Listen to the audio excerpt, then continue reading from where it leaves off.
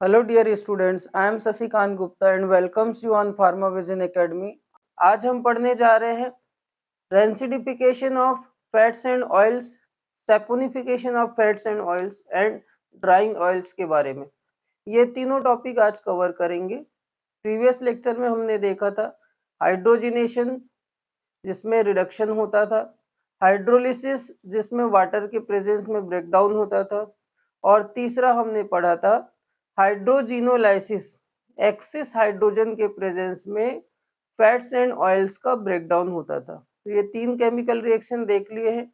आज हम पढ़ेंगे सैपोनिफिकेशन। सीक्वेंस में तीनों टॉपिक पढ़ेंगे। सैपोनिफिकेशन,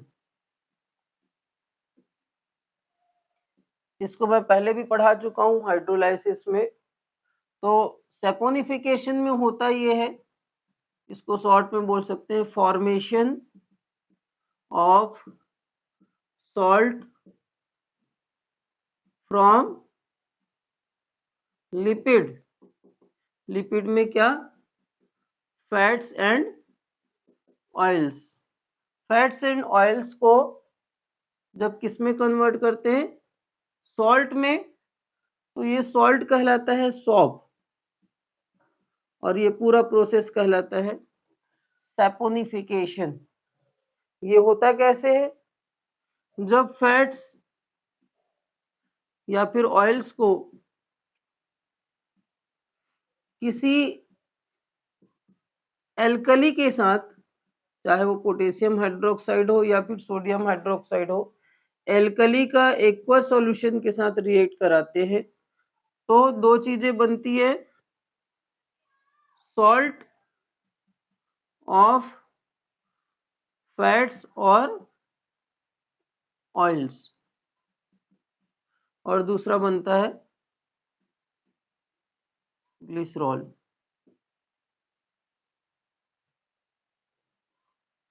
तो फैट्स एंड ऑयल, जैसे सोडियम हाइड्रोक्साइड आपने लिया है तो सोडियम का सॉल्ट बनेगा, पोटेशियम हाइड्रोक्साइड बना लिया है तो पोटेशियम का सॉल्ट बनेगा, तो इसको बोलते हैं सॉल्ट। ठीक, ये पूरा प्रोसेस सैपोनिफिकेशन कहलाता है। एक एग्जांपल देखते हैं। CH2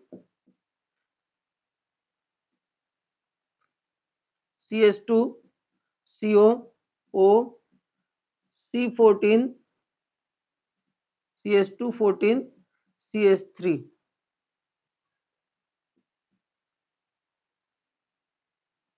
CH CO O CH2 14 CH3, और ये आपका CH2 CO O CH2 14 फिर से आएगा, और ये वापस से CH3। ये ट्राइग्लिसराइड ऑफ पॉल्मिटेट कहलाता है। Triglyceride of palmitate. 14 CH2 अगर रहे और उसके बाद CH3 रहे तो पॉल्मिटेट कहलाता है। इसको जब आप रिएक्ट कराओगे किसके साथ?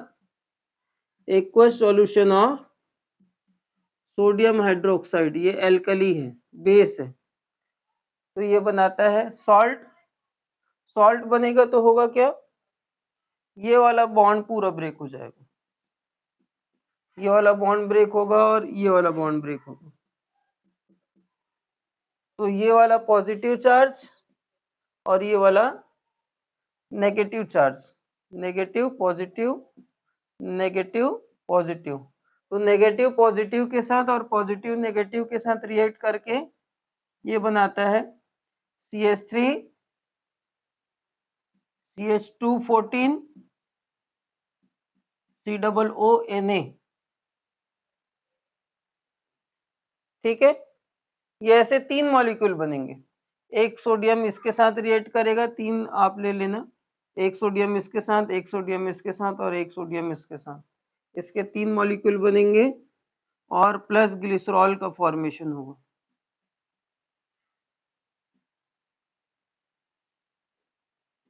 OH OH और ये OH, ये कहलाता है सॉप। ठीक है, इतना ही आपको एग्जाम में लिखना रहता है। What is saponification? Saponification is a process of formation of salt from fats and oils. When fats and oil react with aqueous solution of sodium hydroxide और potassium hydroxide, या फिर इसको एल्कली एक्वस सॉल्यूशन बोल सकते हो, it produce salt and glycerol. And एक example देके इसको समझा सकते हो। ठीक है, तो ये है आपका सैपोनिफिकेशन। इसके बाद हम देखेंगे रेंसिडिफिकेशन। रेंसिडिफिकेशन में क्या होता है, फैट्स एंड ऑयल्स ऑक्सीजन के प्रेजेंस में, लाइट के प्रेजेंस में या फिर मॉइस्चर के प्रेजेंस में केमिकल रिएक्शन करता है और उसका होता है ऑक्सीडेशन। क्या होता है, ऑक्सीडेशन, या फिर हाइड्रोलाइसिस। ठीक, तो पूरा डिटेल देखते हैं होता क्या है एक्चुअली। रेंसिडिफिकेशन,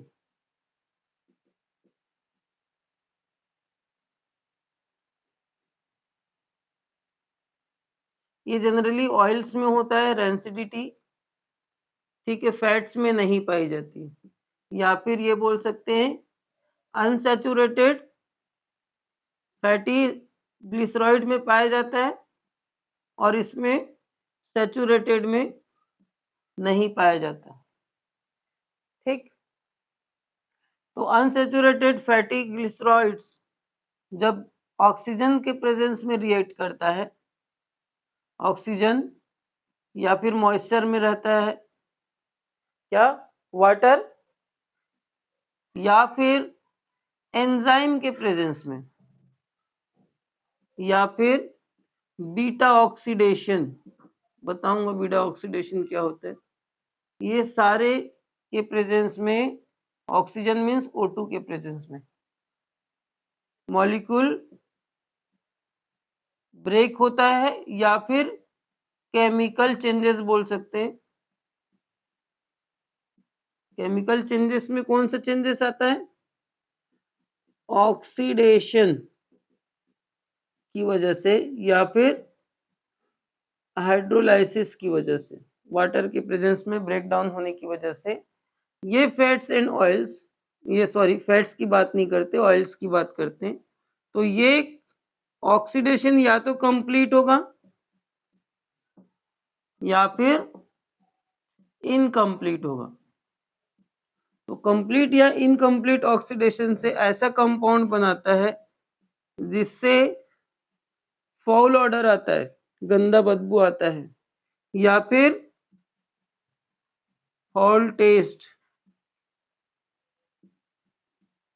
या तो उसमें बहुत गंदी बदबू आती है या फिर बहुत गंदा टेस्ट आता है। जनरली ऐसे कंपाउंड्स को हम रैंसिड कंपाउंड बोलते हैं, या फिर ऑयल्स को रैंसिड ऑयल्स कहा जाता है।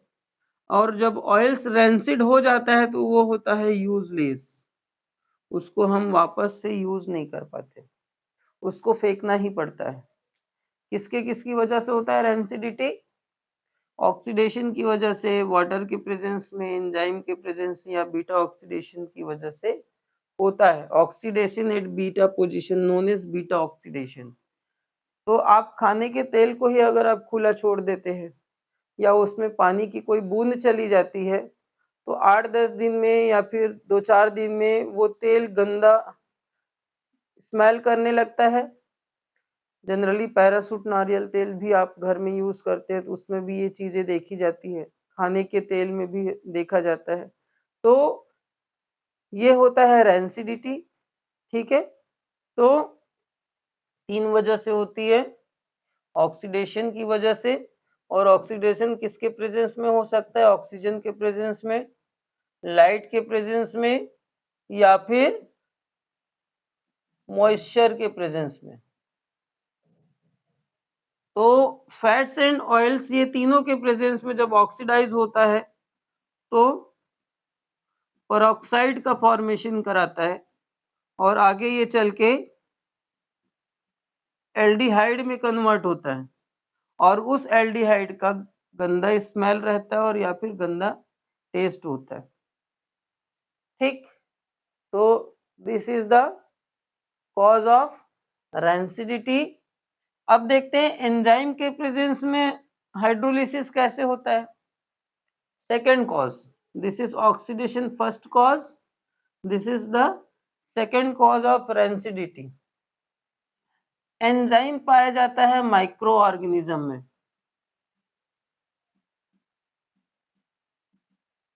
माइक्रो ऑर्गेनिज्म में एक बेस्ट एग्जांपल देते हैं बैक्टीरिया का।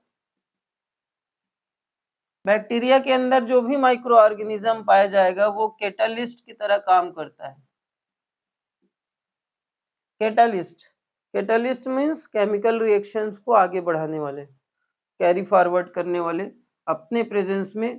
तो आपका यदि ऑयल का कंटेनर खुला है और उसमें माइक्रोब अगर अटैक कर रहा है, माइक्रोब की एंट्री हो रही है, तो माइक्रो ऑर्गेनिज्म बैक्टीरिया के बॉडी में जो एंजाइम पाया जाएगा वो एंजाइम क्या करेगा, इसका ऑक्सीडेशन कर देगा या फिर हाइड्रोलाइसिस कर देगा, जिसकी वजह से ये फिर से ये प्रोसेस होगा, पेरोक्साइड का फॉर्मेशन होगा, एल्डिहाइड का फॉर्मेशन होगा, जिसे हम जो रैंसिड ऑयल में कन्वर्ट कर देता है, जिससे बदबू आती है गंदी या फिर टेस्ट गंदा हो जाता है। तो ये दूसरा रीजन है। तीसरा रीजन है बीटा ऑक्सीडेशन। तो बीटा ऑक्सीडेशन कैसे होता है वो देखते हैं। तो बीटा ऑक्सीडेशन में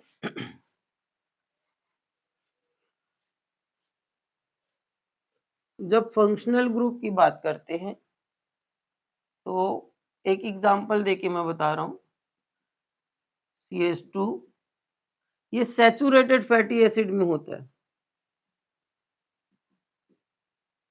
सैचुरेशन जिसमें पाया जाता है या फिर डायरेक्ट आप बोल सकते हो फैट्स में पाया जाता है। सैपोनिफिकेशन किस में पाया जाता है, रेंसिडिफिकेशन किस में पाया जाता है, ऑयल्स में, फैट्स में नहीं पाया जाता, ये याद रखना। रेंसिडिफिकेशन सिर्फ ऑयल्स में पाया जाता है। Beta oxidation saturated fatty acids के बने ग्लिसरॉइड में पाया जाता है, जिसे हम बोलते हैं फैट्स। सपोज ये कोई फैट है, एक एग्जांपल है, बहुत मतलब इसका स्पेसिफाइड नाम नहीं रखते फिलहाल। तो जब ये, हाँ इसको और थोड़ा सा बड़ा कर देते, CH2 ये R, या फिर यहाँ से CH3 कर देते हैं, R को हटा के। तो ये है आपका फंक्शनल ग्रुप। फंक्शनल ग्रुप से जुड़ा हुआ कार्बन अल्फा कार्बन कहलाता है। उसके बाद ये बीटा कार्बन, फंक्शनल ग्रुप से जुड़ा हुआ कार्बन अल्फा, फिर ये बीटा।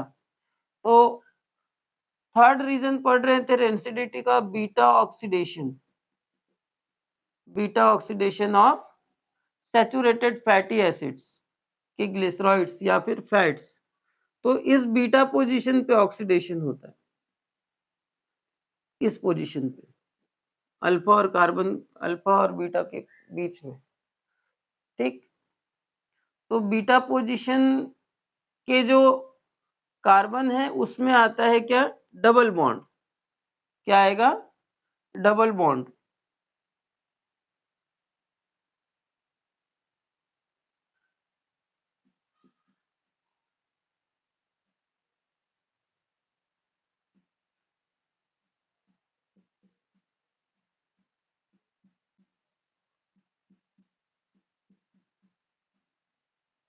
ये बीटा पोजीशन में डबल बॉन्ड आया।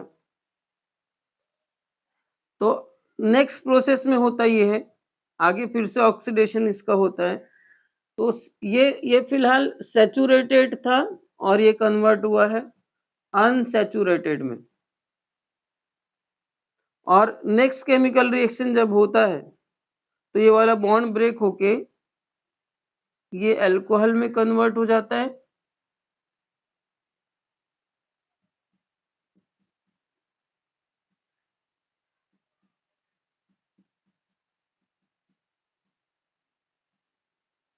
बीटा वाला कार्बन अल्कोहल में कन्वर्ट हो गया, बीटा पोजीशन वाला, और फिर से ऑक्सीडेशन जब होता है तो ये कन्वर्ट हो जाता है आपका CH3 कीटोन ग्रुप में कन्वर्ट हो जाता है।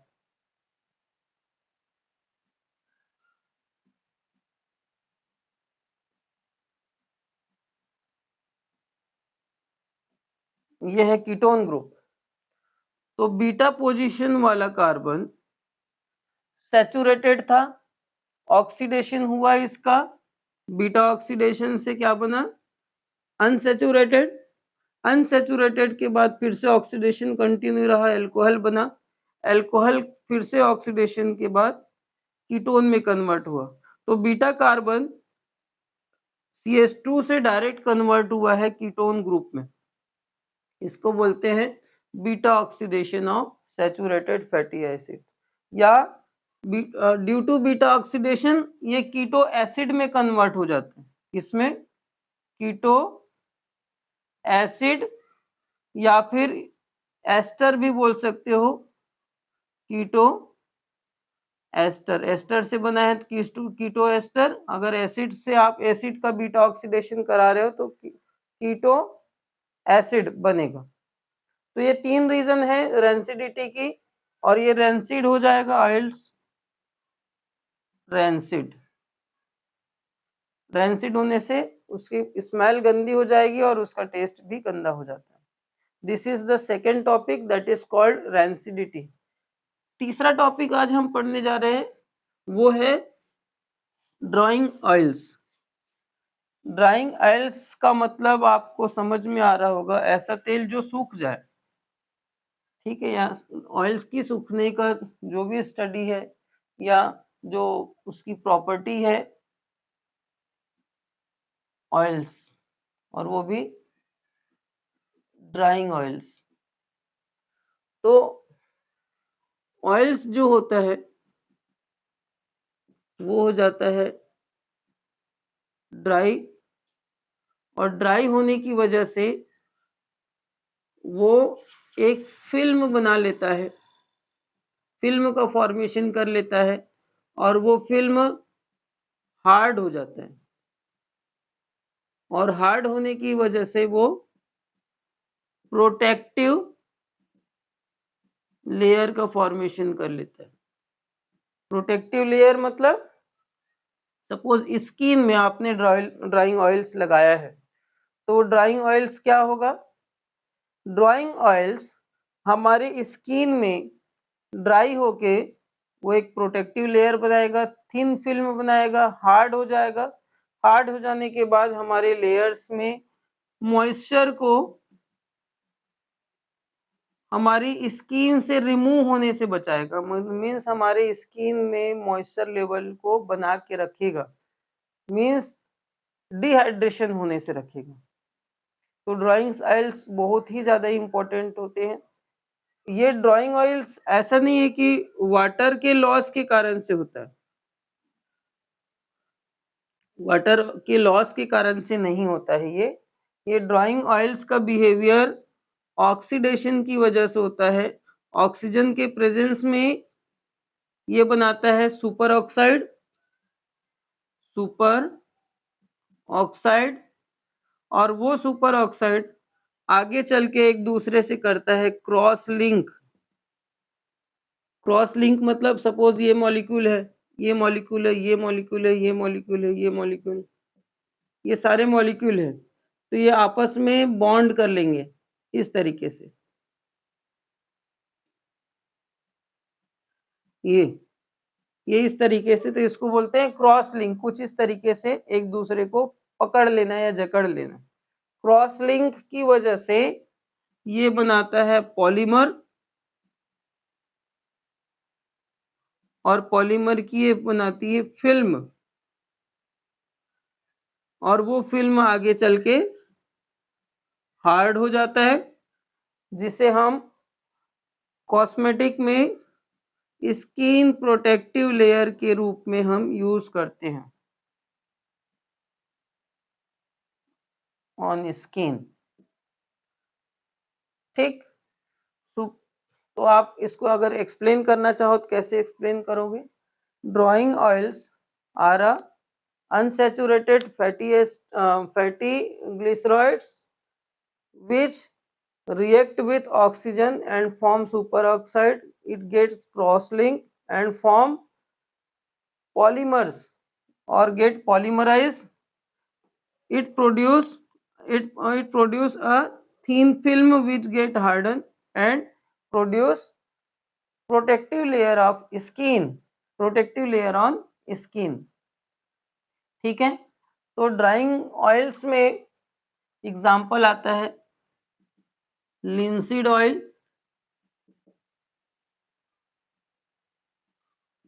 Walnut oil,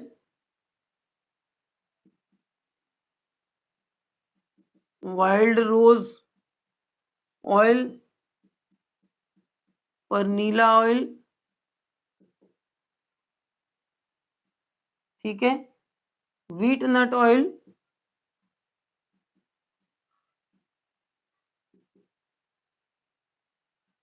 poppy seed oil,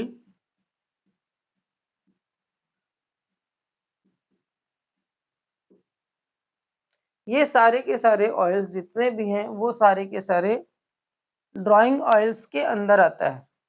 तो एग्जाम में अगर नोट्स आता है कि रेंसिडिटी क्या होती है, रेंसिडिफिकेशन क्या होता है, पूरा आपको एक्सप्लेन करना है। बहुत लॉन्ग आंसर में नहीं आएगा, ये शॉर्ट आंसर में 3 नंबर या 5 नंबर का आएगा। एग्जाम्पल के थ्रू समझाना है आपको, ड्राइंग ऑयल्स के बारे में समझाना है, ठीक है। ड्राइंग ऑयल्स क्या होते हैं और कैसे बनता है ये, और कॉस्मेटिक इंडस्ट्री में इसका क्या यूज है, ठीक। इसके अलावा सैपोनिफिकेशन को समझाना है।